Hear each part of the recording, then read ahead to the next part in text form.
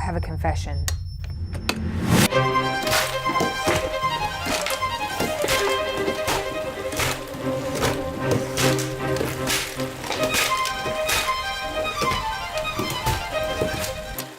Friends, welcome back to The Great Declutter, where I shop my stash for one last time. Today we are tackling all things powder eyeshadows. So we've got freeform palettes, large palettes, medium palettes, small palettes, single eyeshadows.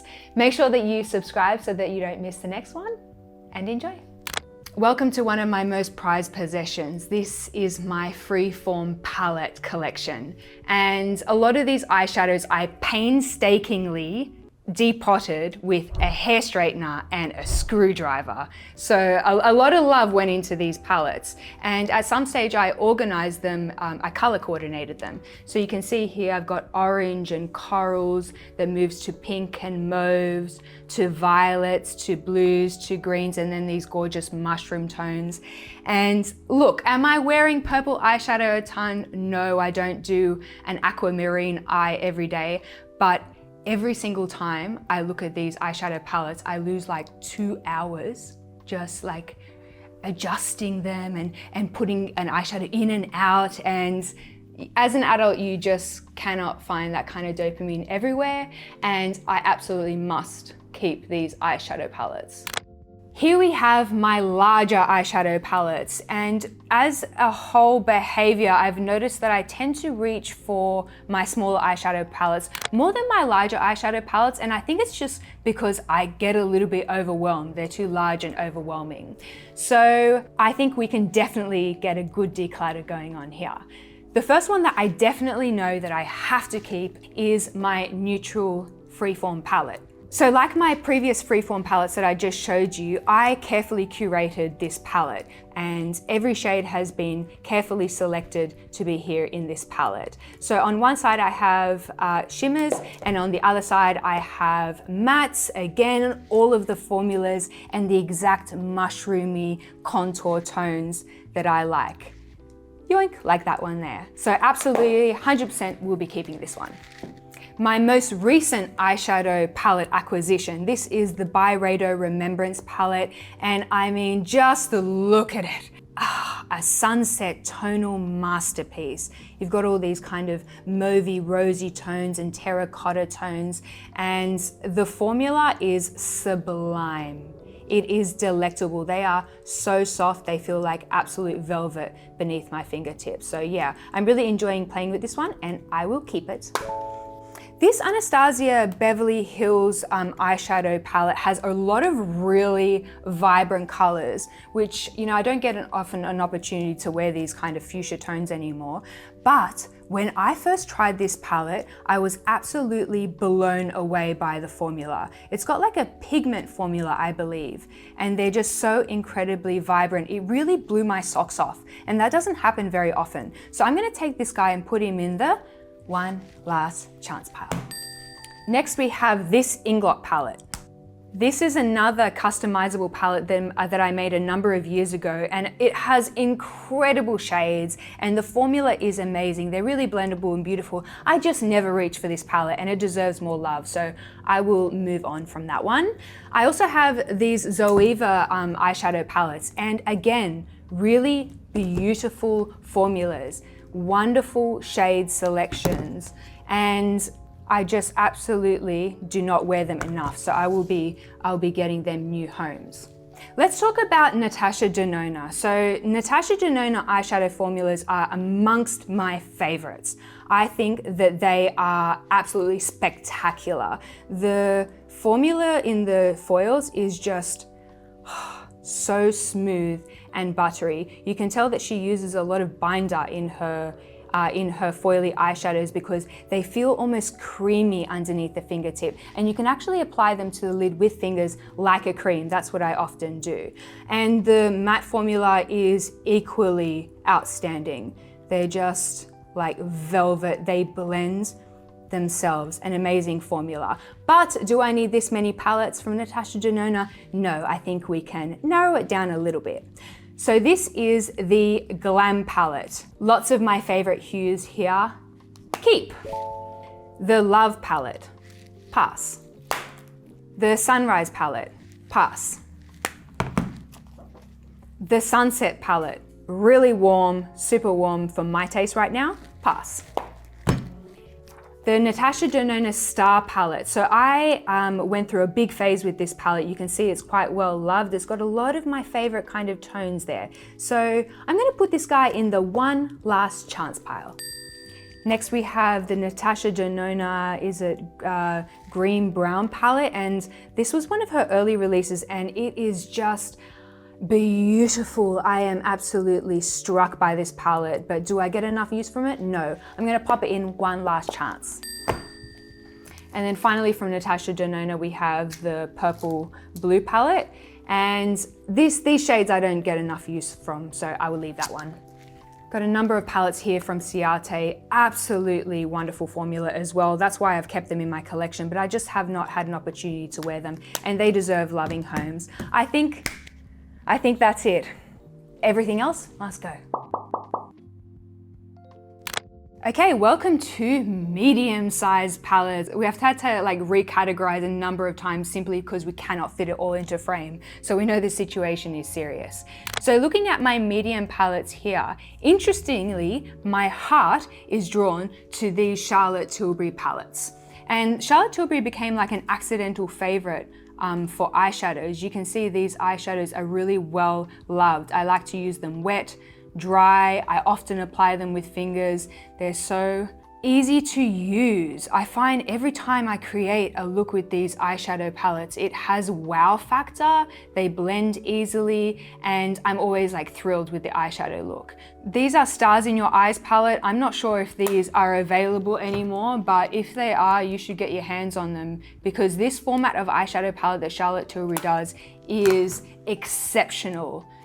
Really beautiful tone. So I'm going to be keeping all of those. She also did Charlotte Tilbury, this palette here, which has lots of beautiful foily shades and some more satiny matte shades. And again, they are just silky and the luminosity is something really special and unique. So I will be keeping that guy too.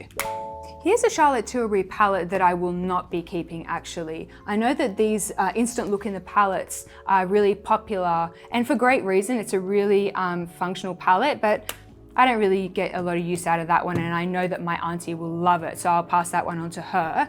I've got here Visart palettes. Some of you guys might remember these palettes. They had a real moment and I clearly committed to that moment. So Visart is a wonderful pro makeup brand and their products really feels like professional quality. And I will be keeping from all of these palettes the Visart Neutral palette. This looks really scuffed up. It's traveled with me all over the world. These matte formulas are as good as any and they're the foundation of every look. I'm gonna keep that guy. What else we got here? So I'm gonna say something controversial. I want to love Pat McGrath eyeshadow palettes, but every time I use a Pat McGrath eyeshadow palette, I feel a little bit underwhelmed. And I don't think it's the foils. I think the foils are actually really like wow. They give so much wow factor. For me, it's the mattes. I seem to get a little bit choppy, and for that reason, I'm not going to be keeping any of the Pat McGrath eyeshadow palettes, simply because I want to be able to use the whole palette, you know? I've got a whole bunch of Urban Decay Naked palettes here, and like, I just feel a massive hit of serotonin when I look at these eyeshadow palettes. But I know that if I were to keep my Naked palettes, I would be doing so out of like love and nostalgia. And that nostalgia lives in my heart, not in my makeup drawer. So I will pass them on to someone else who will get a lot of love out of them. Do you guys remember Shade and Light, Kat Von D? Oh, YouTube like 7 years ago. I've got a lot of Anastasia Beverly Hills palettes, and these formula-wise are, again, really top notch. I cannot critique this eyeshadow palette. So what I think I will do is pop the Soft Glam and the Modern Renaissance in my one last chance pile. Let's see if I can fall in love with those again. I've got some here from Urban Decay. This is incredible. The Moon Dust formula is absolutely wild. If you want to add a little something special, like the jewelry to an outfit, the Moondust to eyeshadow looks, you add just a little on the ball of the eyelid at the end of a look and it elevates a look. It's kind of like a sparkly top coat idea. But I've got a lot of sparkly top coats, so I'll let someone else enjoy that. A whole bunch of other Urban Decay palettes. Wow, I really walked down memory lane here. Too Faced Chocolate Bar palette. Oh my God, the Sweet Peach palette by Too Faced. Anyone remember this one? Wow. The Huda Beauty eyeshadows, I think, are amongst my favorite again. I think she does textures really well. She does lots of different textures. So you've got these kind of fine foily shimmers that give a glass effect, but then she also does a little bit more of a micro glitter style of eyeshadow that brings a lot of texture and sort of like a molten texture to the eyelid. So I think they're really cleverly curated, Huda Beauty. I think she's done a really interesting job with her brand, and I'm really inspired by her palettes. But I absolutely don't need all of them. So this is the Naughty palette. Let's put that in one last chance. Then we've got the Huda Beauty Nude palette. Oh, I used this an absolute ton a few years ago. I'm gonna pop that in one last chance as well. Then we've got the Desert Dusk palette, a little bit too saturated and warm for my tastes. And then we've got here Mercury Retrograde. And this is probably a little bit too blue and cool toned for my Wednesday, every Wednesday, but I'll leave those two. We've got Zoeva, a really fabulous option if you're looking for affordable eyeshadows. Cannot fault them. They are lush, really velvety, but absolutely do not need that many. Look, I want to put them all in the one last chance pile, but that's not how this game goes. So the rest must leave. Okie dokie, the eyeshadow declutter continues. Here we have smaller palettes. And this is kind of where I like to dabble lately. I do enjoy my quads and smaller palettes because they're just so easy. They're foolproof. And we've got lots of options here. Oh my God, where to begin? I've got here the Victoria Beckham Smoky Eye Brick in Tweed. I purchased this a little while back and it's become an absolute favorite. It's traveled with me around the globe. This formula is the most blendable formula I've ever come across. This shade in particular, I just pop in my crease. I don't even need to blend. He simply blends himself. It's quite a warm palette, but actually I find myself really enjoying that. The only con here is that mine appears to have experienced some little damage and it doesn't close anymore, which drives me bonkers. But I'll keep him because eyeshadow is top notch. Another eyeshadow palette, let's go back to Charlotte Tilbury again. It's just an accidental favorite. I noticed one day that half of my eyeshadow collection that I loved was Charlotte Tilbury. Very smooth eyeshadows here. This is the Super Nudes eyeshadow palette. And these are satiny, so they're not a flat matte, but they're not a shimmer. They're just a very glowy, soft eye that doesn't pick up on any texture on the eyelid. Yeah, another one that just blends itself. Gonna keep that. Some more from Charlotte Tilbury while we're here. Diva Lights, keep. Star Aura, 100% keep. These eyeshadows I often apply on top of a cream eyeshadow just with my finger, and the iridescence is second to none. Keep, keep, keep. The Sophisticate, really beautiful tones, but I have lots of matte shadows. Pass. The Legendary Muse. Ooh, this seems to have some micro glitter. No, pass. Trying to be committed to this declutter here, can't keep everything. The Rebel, pass. Transform Eyes, pass. The Vintage Vamp. Oh, I loved this one. I created some YouTube videos, pass. What's another one here that I wanted to talk about? Rowan. I purchased this some time back because you guys recommended it to me, and it was meant to be this wonderful sparkly top coat, a little bit of a like coarse glitter kind of vibe. And to be honest, I just could not get on board with this formula. It just felt really chunky and it didn't shine in the way that I would like. So I'm gonna pass on that one. Lots of really beautiful palettes here from Marc Jacobs. A drugstore option that I really love and would love to keep are the Revlon So Fierce in Slight Flex. This shade here is magical. It has this wonderful shift, a little bit like a duochrome shift. But the thing that I love about this eyeshadow is that it's totally daytime appropriate. You can really work this on any boring neutral eye and it gives it something special. It gives it a lot of nuance. This is a controversial opinion. The Dior Backstage eye palettes, just a bit underwhelming to me.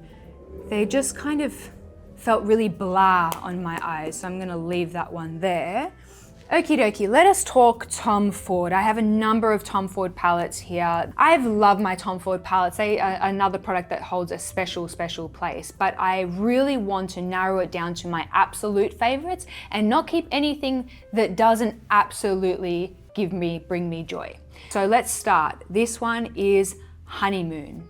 This is a really beautiful kind of autumnal shade. I'm going to keep this guy. And then we've got here Tom Ford Nude Dip, which has a bunch of kind of cool tone oyster shades. Love this one, keep. Tom Ford Cognac Sable. This one I've had in my collection for a number of years. It really reminds me when I first started blogging.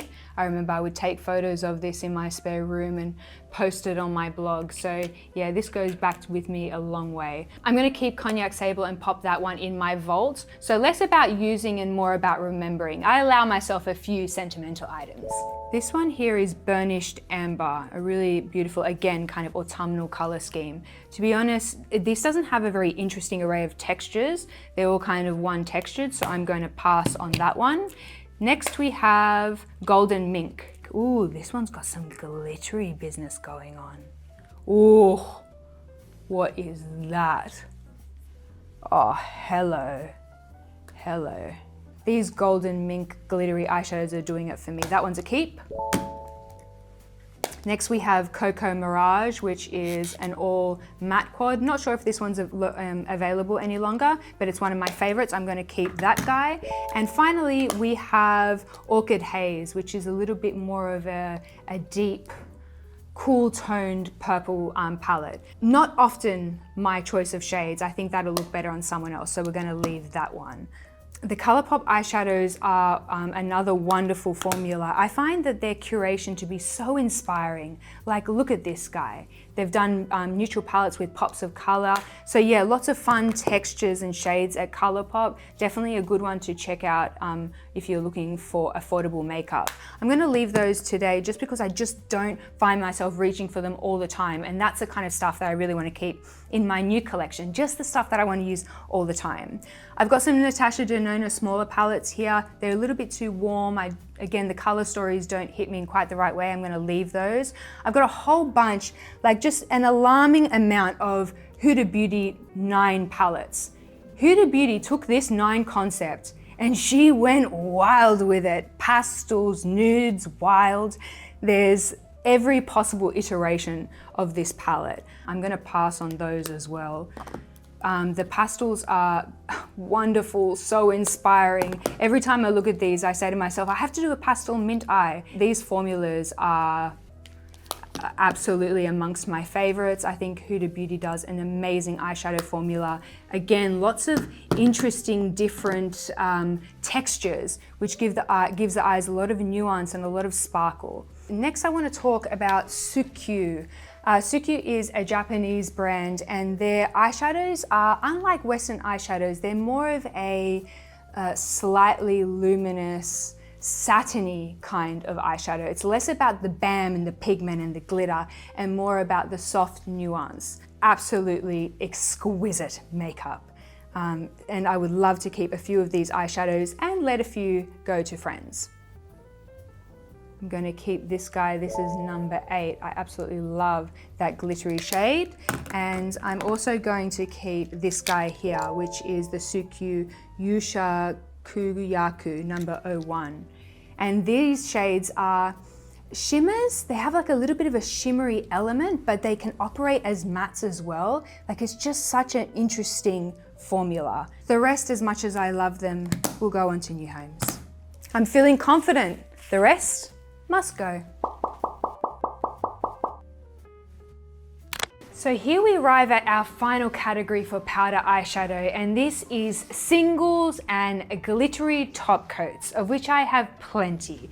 So we've got everything from Hourglass scattered light eyeshadows, we've got Colourpop Super Shock shadows, we've got some lit glitters, we've got the random single eyeshadow. We've got a lot of kind of sparkly, foily, glittery, wet look top coats. So let us dive in for my favorites. The most obvious keep here for me are the Hourglass scattered light glitter eyeshadows. So these are eyeshadows with a little stopper here, and they've got like a micro glitter.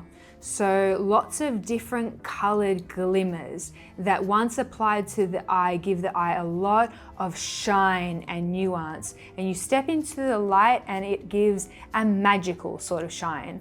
So I love to add this onto pretty much any boring eyeshadow look to give it something a little bit special. So I'm going to be keeping all of the shades of the Hourglass top coats. I think they're brilliant, mostly neutral, but interesting neutrals, dare I say. This Sukyu eyeshadow, the Sukyu Tone Touch Eyes in 12, I acquired this some years ago and it remains one of my favorite sparkly top coats. It has a wonderful peachy glow, but it's beautiful on a bare eye. I'm going to keep that guy.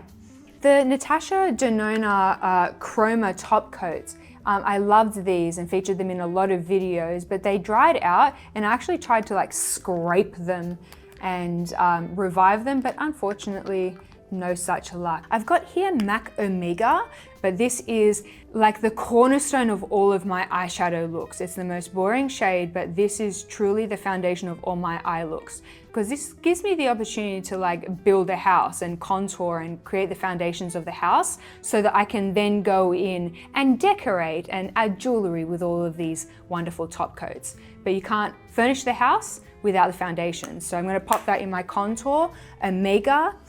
Let's talk about the Colourpop Super Shock shadows. I'm going to have to get up here because it's such a mission. But let me show you some of my favorite shades. This is Frog, which shifts purple, so cool. Keep. Next we have a little Quarky, which is kind of a bronze, but it's got interesting purple reflex throughout, really complex and nuanced. Flying Circus, this has a purple shift. The models prefer foil finish cream eyeshadow. You can get this from Priceline. It's one of my all-time favorite makeup products. It has this incredible wet molten metal look. I add just a tiny bit of this to the lash line or to the ball of the eyelid for a sparkly smoky eye, and it adds the most unreal dimension.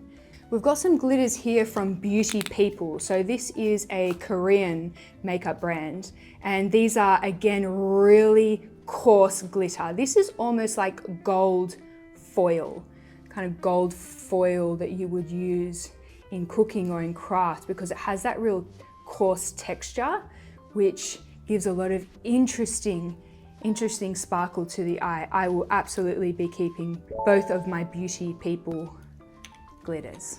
The Shine Fix Eyes is another Korean glittery top coat. And it has the micro glitters. This is quite a similar formula, I would say, to the Hourglass. And you see that incredible reflect there. Incredible, we'll be keeping all of those. This one here, the Victoria Beckham Lid Luster in the shade Mink.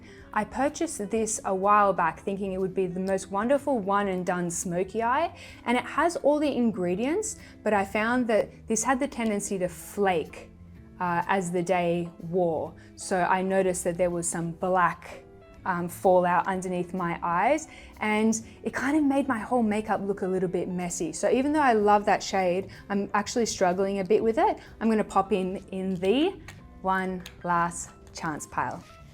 Bing! These lit glitters, like it pains me so much to let these go, but I've had them for a significant amount of time and I've not used them. So like I can't, no excuses, Karima. Like, look at this incredible glitter. Nah, I gotta keep that one. Okay, I'm gonna keep this one. What's this? Champagne Wishes. Come on, I will find an opportunity to wear a champagne glitter for sure. I'm gonna keep this L'Oreal eyeshadow. This is the oil eyeshadow in Almighty, a wonderful champagne shade.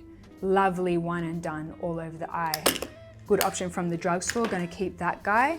These Charlotte Tilbury individual eyeshadows are stunning, but I'm much more likely to use them if they were in a palette rather than individuals. For some reason, these guys just get a little bit forgotten, so I'm going to pass them on. You guys, I think I can call it right now. The rest must go.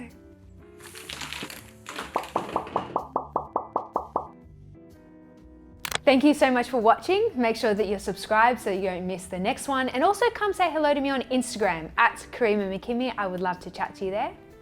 See you soon.